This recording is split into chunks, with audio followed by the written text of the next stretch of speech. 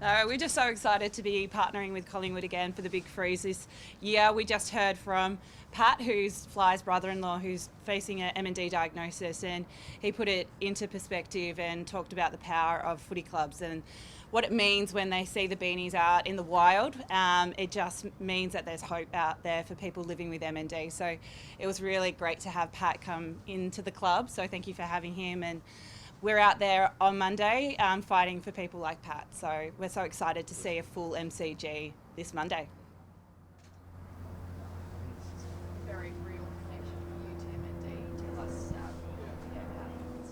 Yeah, it is close to home. We had Pat got diagnosed literally the MMD round a couple of years ago, so it was really close. My wife's brother, and yeah, it's a tough one. And like Beck said, we've the sea of blue beanies is going to offer hope. That's Pat's words, and maybe it's not in his lifetime, but there is an opportunity to pay it forward and look forward for the possibility of what can be in the future. It's an incredible job that the Danahers have done, and to see Neil in there today and he's speaking to us, unbelievable just to hear his wisdom and his want and desire for a cure. And 11 years that he's been fighting this beast, and every year it just seems like we're all sort of getting behind him more and more. And the football AFL community is doing a wonderful job along with the Danahers. So thank you very much for what you're doing for the community, but also for our family. We talk about how we wish there was a Neil Danaher, 20, 30 years before Dad came through, but all we can do is, take what is in front of us, and that's what Pat's doing as well. He said he couldn't get stuck into the spiral about the M&D diagnosis. It's like, what's the next step, and how can we fight for a future that is a world free of M&D, so that people who will be diagnosed in the future don't have to go through the same things. Hey Craig, what sort of a privilege is it for Collingwood to be involved in such a special game?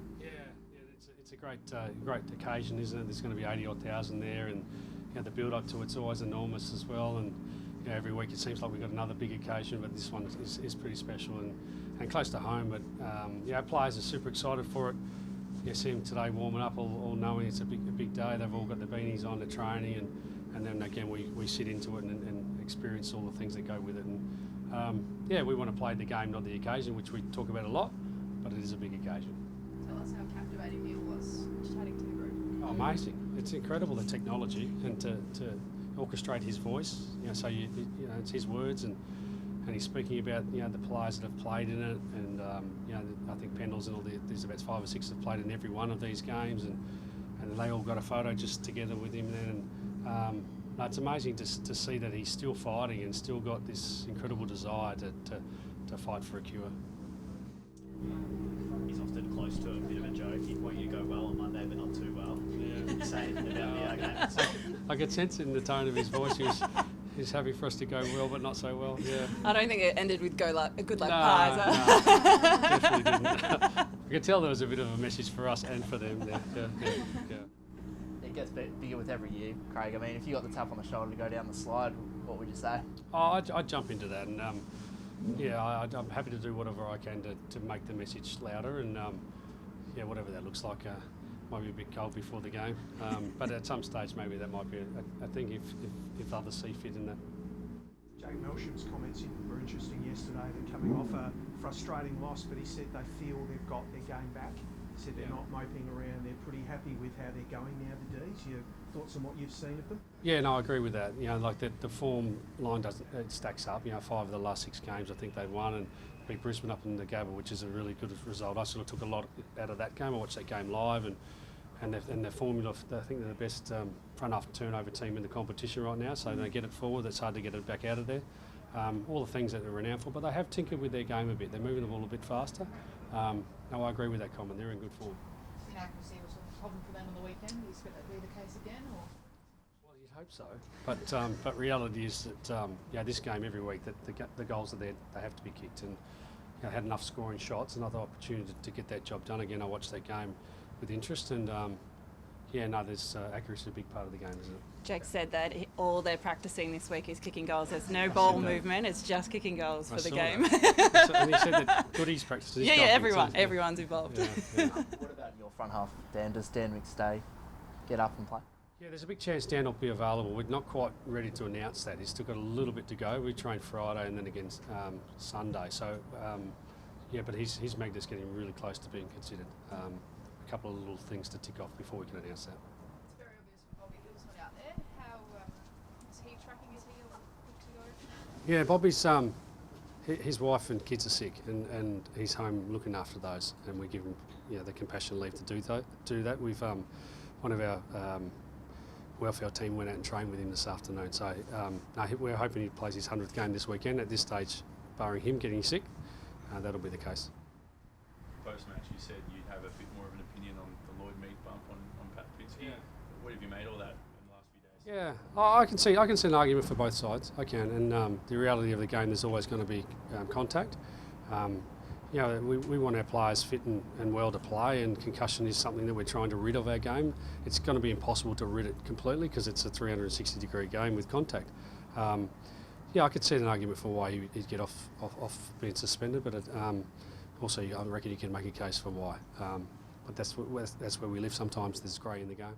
You've got a bye next week. How important is it to get into the break on a winning note? It's difficult to sort of get too far ahead of yourself, but I did plant some seeds before because we go separate ways with our AFL and VFL from this moment on. And I wanted to make sure that when we get back from the bye at the appropriate time, that the players come back with their cup full, because going into the bye, we've got some good momentum, and we've got a big game this week we need to get through against an opposition in good form. But at the appropriate time, we will make sure to come back with the right energy for the second half of the year. Speaking of the occasion, Christian Petrarca, it's a huge occasion. We all know the circumstances. Have you got any added thoughts as to what's needed around him, given he will be primed? Yeah, I think his form stacks up with the team's form too. His contested ball forward centre, we looked at some of those numbers early in the week, and they're really, really strong. They're showing a player that's sort of right at his capability. And he's a massive threat. He is. He's the guy that can get centre clearances and then impact for the ball. I think we'll treat him with as much respect as what we should. But are you in any way sort of particularly worried, given the circumstances? He will be so fired up for this. Oh, well, look, you'd hope to think that we go into every game with the same emotion attached to most games. For some, it might be a little bit more motivation, and again, we can't control where others' emotions lie.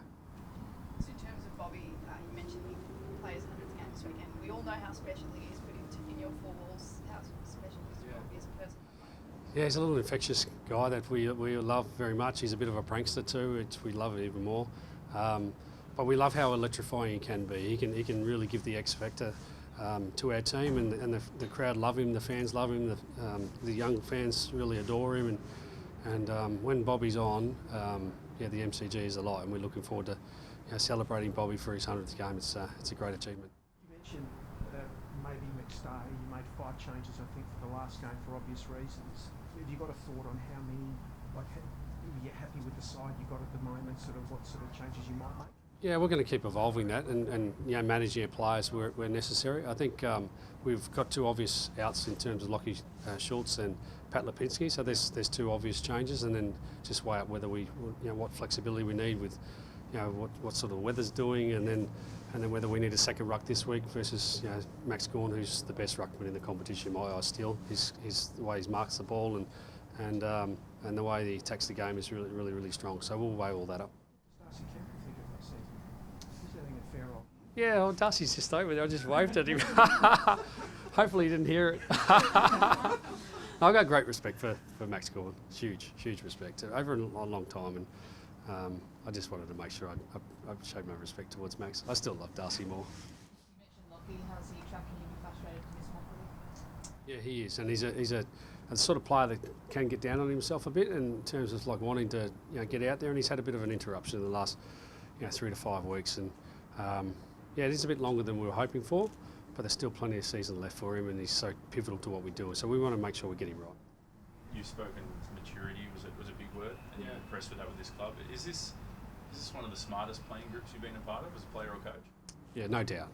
It, when you can hand the keys over to the likes of Penderbury and Howe and Sidebottom and let them do their job, and then I think that the word maturity is an appropriate word, because I think it's us as a coaching group too, to realise, hey, get out of the way of these guys a little bit in certain phases and let them express themselves, but set the game up as much as we can. It's a nice word to sit in at the moment. How does that compare to when Brisbane, your mob, were at their absolute top? Because there was a bit of that Lethal was pretty good at letting you guys run the ship when the time was right. Yeah, I did learn that from Lee about, he used to call it a snowball when it's coming down the hill and it's getting bigger and bigger, get out of the way of it. I learned that, one of the first lessons I learned as a coach was one of those things. And I know I have recency bias, so I better be careful of the past, but this is a really, really mature group that can lead themselves really well.